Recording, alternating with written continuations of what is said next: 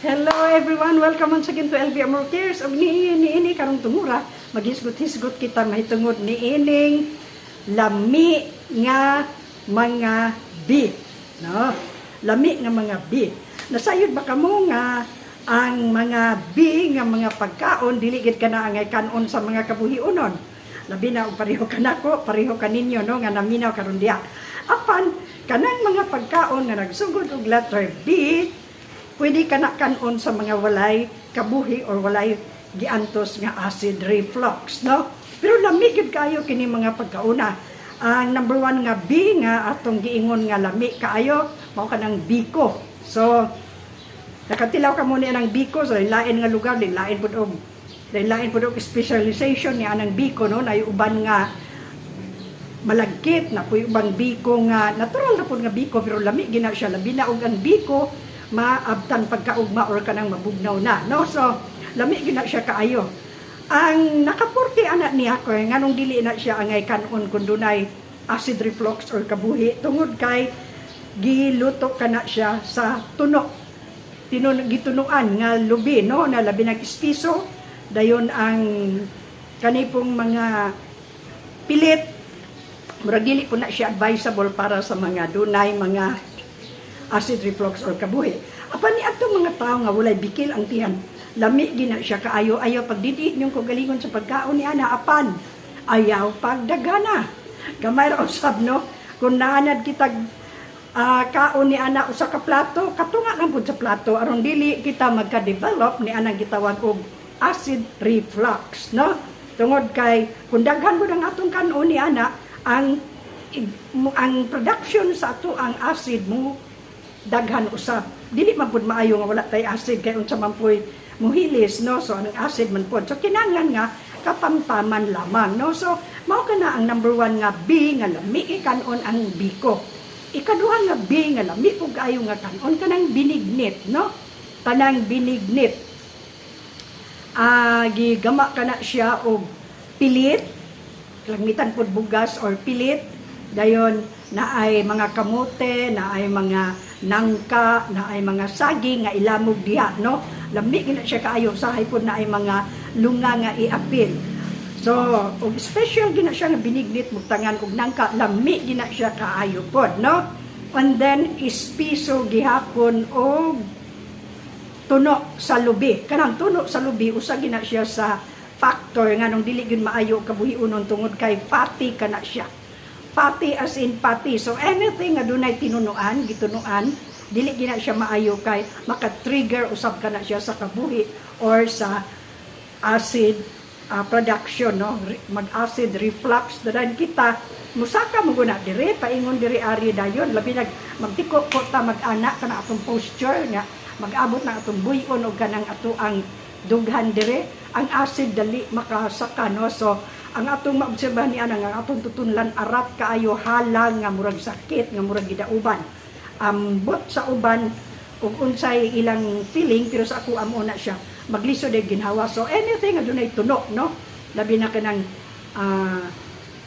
biko og binignit kay naa gina siya tuno pero lami gid kaayo na siya, no? Lami kay na siya. So kadto mga walay kabuhi or acid reflux, go kumbate kaon pero hinay-hinay lang, no? Anything in exist makadaot gina siya. So mao kana na, mao kana siya ang biko ang binignit. Ang ikatulo nga B nga dili pod advisable nga kanon sa mga dunay kabuhi or acid reflux, mao kanang binubod, no? Or sa uban ka lugar budbud ang ilang tawag ni ana. Diri sa amoa sa Mindanao dunay klase ni ana nga pilit ra gyud or kamuting kahoy ra gyud pod. And then ug mapilit man gani dunay gibugkos nga tsokolate. So mo na gitawag na mugmuron, no? So mao kana bisag asa ni ana makamuting kahoy butangan man gani na og kana bitang lubi nga butanon nga lubi sagol ba butangan butong o lami kay na siya gyud pud kanon. So sa ako nang ginaingon mao gihapon kana siya. At mo gihapon dunay lutoan gihapon kana siya sa tuno, no? Puston og saging ay dahon sa saging aron lami gyud kaayo siya. So makita nato na siya sa mga kanay bitang mga party kanang mga inato kanang mga picnic or dunay mga pista-pista o makita na to na siya no kanang binubod kamuting kahoy or pilit mo nang naagani binubod mingon dayon ang uban unsa ni siya nga binubod no kamuting kahoy no adili lang ko kay kabuhion ko kani unsa ni siya nga binubod no pilit oh nauban anak mo kaon gihapon pero actually maura gyud na siya anything nga giluto sa tuno sa lubi maka-trigger gina siya sa acid reflux or sa atong mga kabuhi no so mao kana biko binignit budbod ug ang ika upat nga B nga medyo slight rang iyang epekto kun doon nakita kabuhi kanang bingka labi na ng bingka nga kulahon no na may bingka pud nga puti